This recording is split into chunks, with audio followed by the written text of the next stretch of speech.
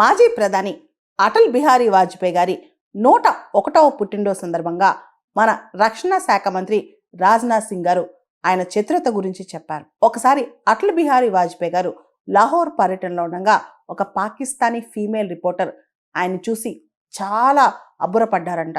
ఆయన వాక్చాతుర్యం చూసి ఆవిడ ఇన్స్పైర్ అయిపోయి మోటివేట్ అయిపోయి ఆవిడ అటల్ బిహారీ వాజ్పేయి గారిని ఒక క్వశ్చన్ అడిగారంట.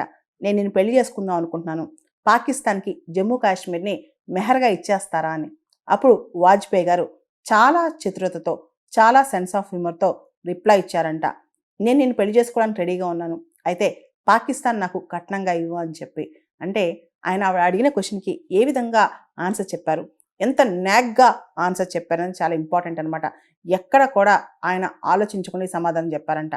ఇదంతా చూస్తుంటే అటల్ బిహారీ వాజ్పేయి గారి చతురత కావచ్చు, సెన్స్ ఆఫ్ హ్యూమర్ కావచ్చు, ఆ విట్ కావచ్చు మనకు అర్థమవుతుందనమాట.